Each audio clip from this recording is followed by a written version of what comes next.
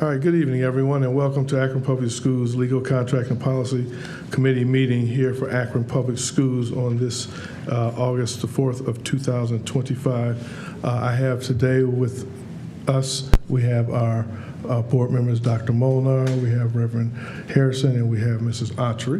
And we also have Mrs. Carter, and I thought we had Madam Superintendent who was going to be here.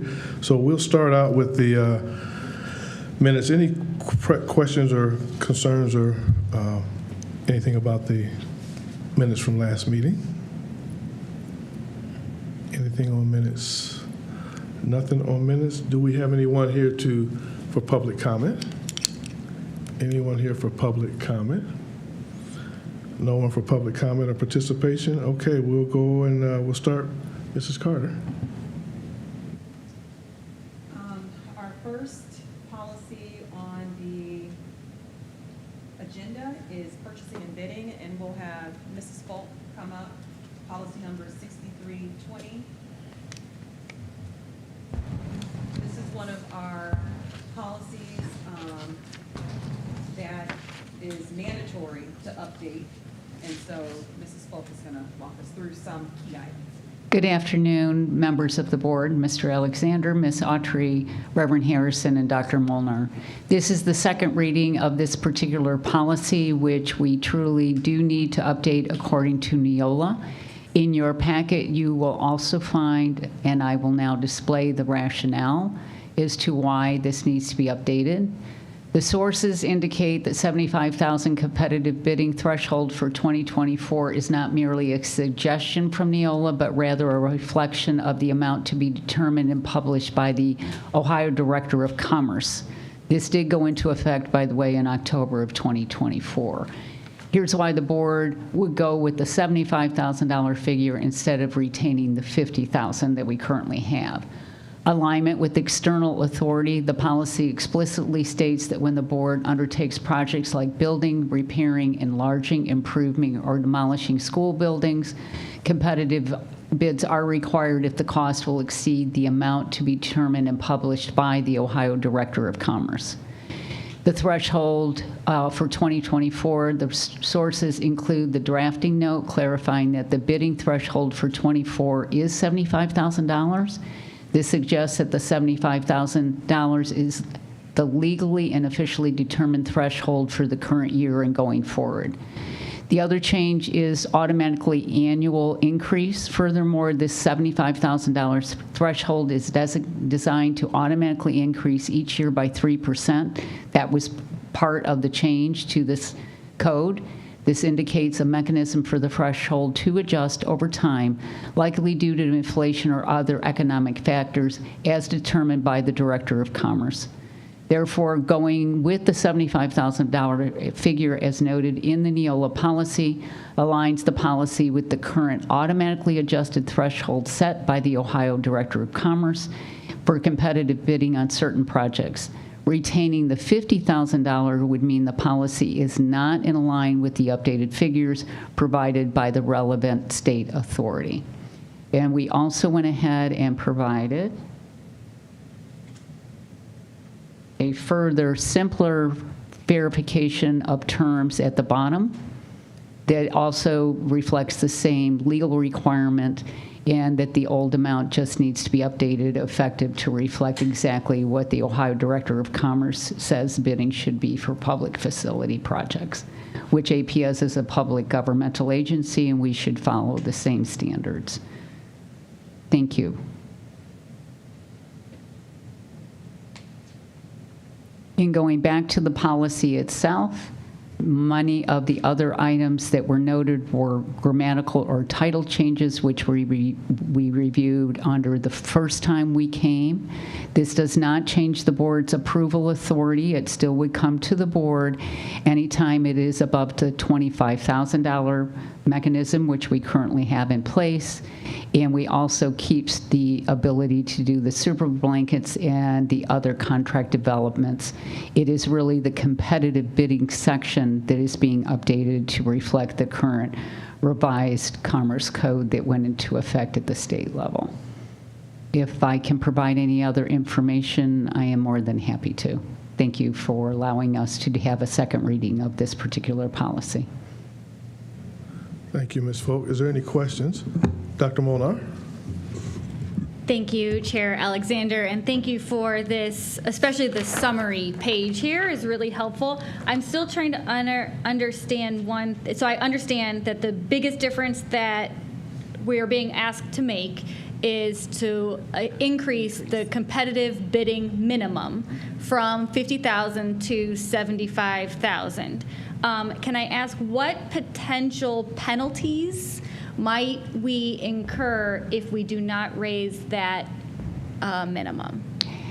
It is not a penalty that I can find in the revised code or any section that you would not. Unfortunately, the one thing that would happen is everybody else will be using this standard, and for us not to align to it when we put out our particular RFPs or RFQs would mean that they would have to possibly have the inability to readily respond because we're looking for something totally different. This is something that is standard that we as a government agency do, and we have a number of buying groups that we also work with through the state buying group, which you have seen reflected in our recommendations to you, and they follow the state of Ohio's commerce reflections when they put those buying consortiums together. Reverend Harrison? I thought this was a ORC change. It is. Okay. I just wanted you to be reflective that it actually goes into who actually determines that amount, and that's why it was reflective as to who actually is. You are correct, Reverend Harrison, it was an ORC change. Okay, any other questions for Mrs. Folk? Okay, thank you, Mrs. Folk. Ms. Carter? And so next on the agenda is Dr. Lash. Dr. Lash is going to follow up with the Parents' Bill of Rights. We did go ahead and make this a policy with the understanding that we were going to come back and revisit, because we knew that there were some people on the committee that still had some questions or concerns regarding some of the wording. And so I believe Dr. Lash and our legal has tried to figure out and work through some things and provide, some more explanation. But I'm going to turn it over to Dr. Lash. Good evening. Thank you, Mrs. Carter. Good evening. So based on our last meeting's discussion and in conversation with Attorney Kepchar, you'll see on the screen here, and I think these copies were provided to you, the changes that were made based on that discussion, along with the bill analysis, along with samples from other districts. We talked about that last time, looking at samples from other urbans. And so she was able to locate 3 of those, one from Columbus City, one from Cincinnati, and forget where the third one is from, but it is in there as well. So if you look at the screen, the Parents' Bill of Rights, and I'm trying to scroll. Okay. So in this paragraph that starts if a student, and then you see the strike through, we had a lot of conversation around the use of the word investigation. Again, we, based on the conversation prior to the last meeting, went with that inclusion of that word there. But then after you saw it in print and had some conversation last time, decided that that was a bit strong and really did not speak to the sentiment of what the thinking was. And so that is struck through, and in its place it says experiences any substantial change. And so the sentence now reads, if a student experiences any substantial change in services affecting mental, emotional, or physical health, parents will be notified by school administration. And so that was the only change that was made in the policy, again, to come back and kind of soften up the use of the word investigation.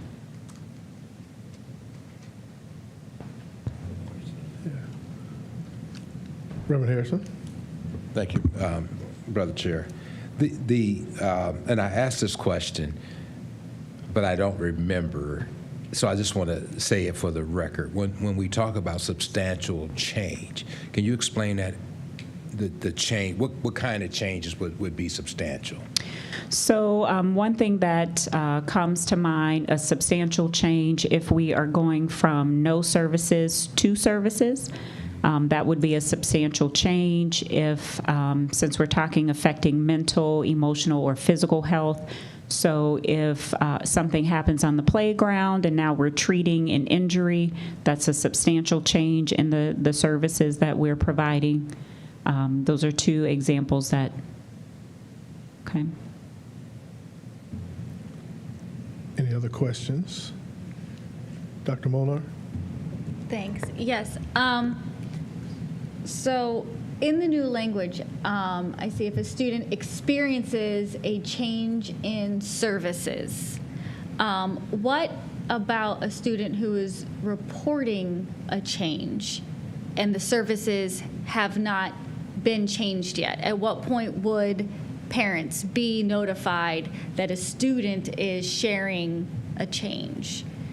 So I know some of our conversations before were about bullying and experiences that students were having at school, and then we had a conversation that there was another policy that really handled the bullying, but then some of that policy came back to this one.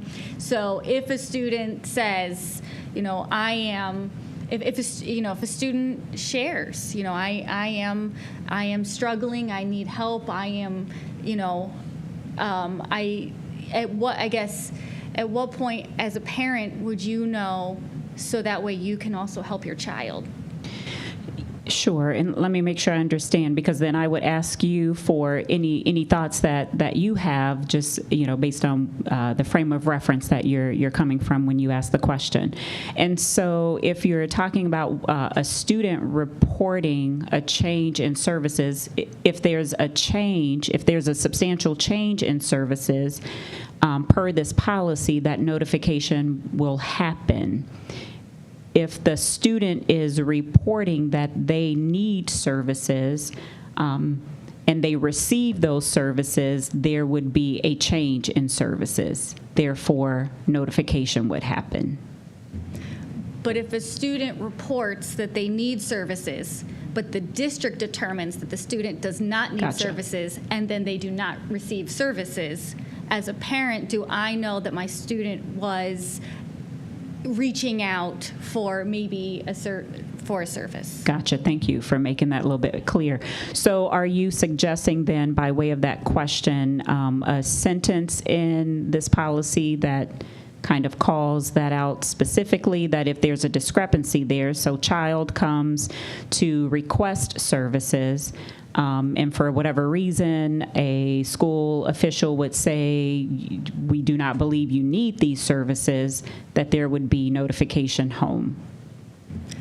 Yes, and I think that's the investigation language is harsh, but I believe that was the investigation, was are we looking into this report? Because unfortunately, we do have students who are experiencing great grief and other things, and sometimes they do need services, and sometimes as a parent we don't realize that the student is more comfortable, telling a teacher, telling a counselor, telling a friend, and so. Yes, and so because I can think of different case scenarios, but they are contingent on the individuals, the environment, because naturally, right, we want to say if a student expresses that they are in need of something, that we are going to attempt to meet that need and reach out to the parent. However, again, to your point, if you are suggesting that, now that I understand a little more direct and clearly, we could work to add an additional statement if the student self-reports that they are in need of services, but there's a discrepancy, or the building or school does not feel that it's necessary, that there would be notification. Yes, Dr. And I think I get a clear understanding what Dr. Molnar is saying. If I was a student and I had something going on in my life, and I come to you as my teacher and say, hey, Dr. Lash, I have this going on, it's bothering me, and you may say, have I talked to my parent? And I say no, and I tell you, would we look for some services for that kid, or will we talk to the parent and let the parent know, hey, your child came to us stating they have this type of situation going on, and talk to the parent, and maybe we're looking for some services if there needs to be services. If the school feels it needs services, or the school and or the parent feels the kid may need services. Because sometimes, I understand what she's saying, that sometimes kids fall between the cracks because they're crying out for help, and we kind of like pass by it to a certain extent, but we're not finding it. So I think that's what she's talking about, if I'm correct. Yes. And maybe that would be, maybe we should put a blurb in it. If a kid does come to, here's what we would do. Yes. We would make contact with the parent, talk to the parent, or whatever it may be. It doesn't have to be a long, drawn-out thing, just maybe something like that. I think that's what she's maybe looking for. Yes, I think we all have a little bit more clarity Right. now. And so we can definitely add that in there. Right, okay, perfect. Any other questions for Dr. Lash on this policy? Okay, thank you, Okay. Dr. Lash, Thank appreciate you. it. Good evening. Thank you. Ms. Carter? So we are asking for 6320 to go on for a second read at the next board meeting. A third and final read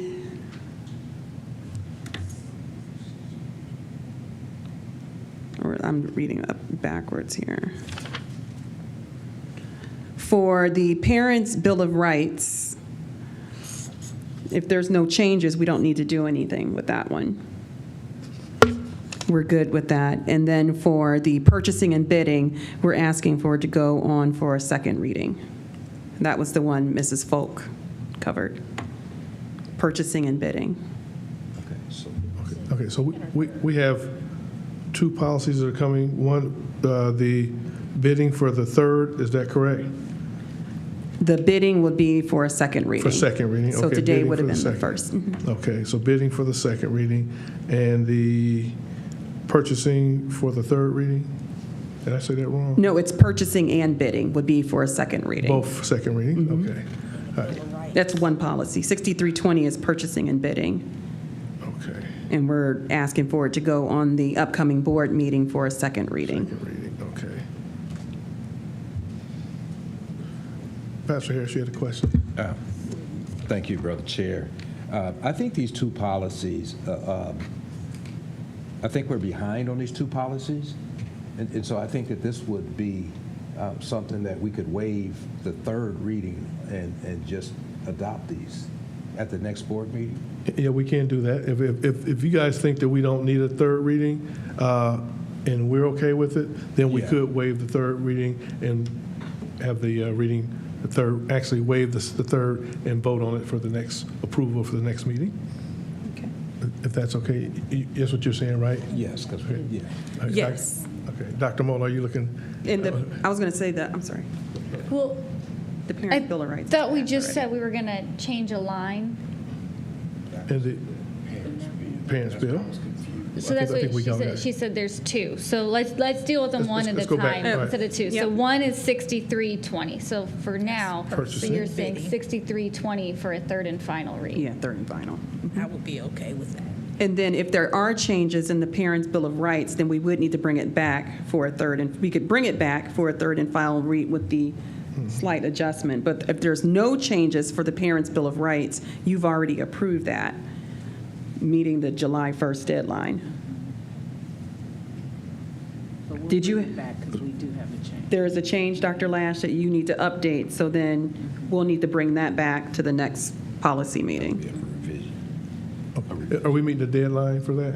Yes, you've already met the deadline Okay, so for we're it. just coming So back now for we're just discussion doing some and- revisions. Got it, okay. There we go. So we don't have to vote on it for its approval. We just have to bring it back to the policy committee for the changes that Dr. Lash is going to bring to us, and then we'll move it on? Yes. Okay, perfect. Any other questions that we may have, because that was a little confusing? board members, any other questions, concerns? Okay. Ms. Carter, Madam Superintendent, anything else? We would like to transition Mrs. Carter out of the position that she's currently holding now that we have in-house counsel, and our counsel will take over at the next meeting.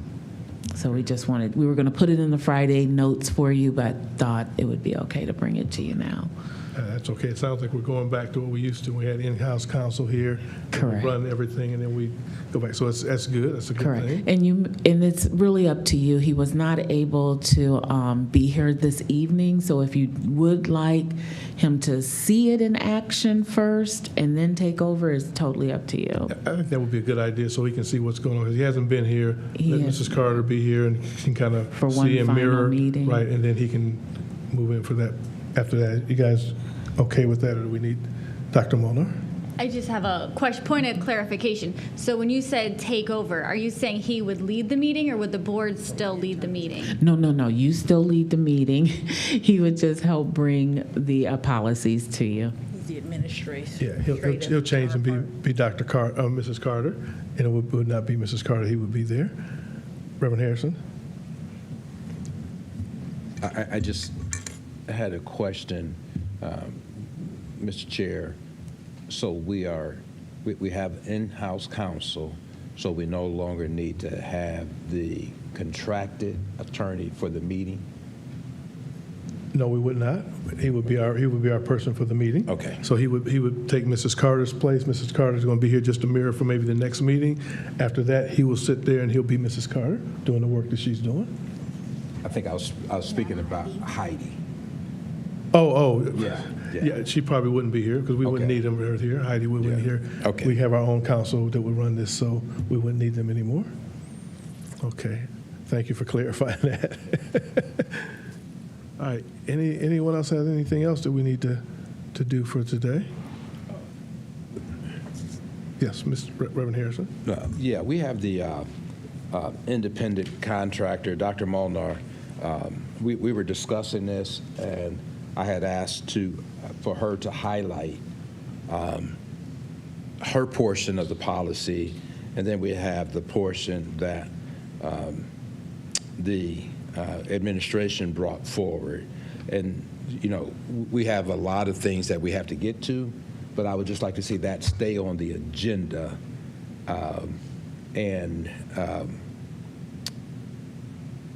so that we can go through it. She just emailed it today, so we didn't have a chance to read it or anything. But if we can just make sure that stays on the agenda. And also, we don't want to overload the new council, but the diploma. Remember, Autry brought that up. And if we can have that on the agenda until we can go through it. And the ORC has some stuff as far as honorary diplomas. I did get a chance to look at some of that, but I think that we certainly need the general counsel to help us navigate through it. But those items, if we can just keep them on the agenda as old business until we can go through them. Yes, that was the plan. We weren't going to take them off because everyone asked for those to be put onto the agenda, and we knew there were some pressing policies that the administration needed to get done, and then we're going to come back. And we're going to try to maybe have a little more time so we can spend time instead of having 5 things on the agenda. We want to try to get through that. Maybe we might have 2, and maybe we can have time to go through it so it won't be so congested. So that's the plan moving forward, and we'll make sure that our new council understands that. Okay. Anything else we have for this meeting? Going once? Going twice? Nothing. Okay. Thank you to everyone who participated today. Thank you, administration. Thank you, board members, for being here, and we appreciate the work that is being done by everyone to help Akron Public Schools move forward and move smoother. So if we don't have anything else, I will ask for an adjournment. Okay, adjourned at 5:56. Thanks, everyone.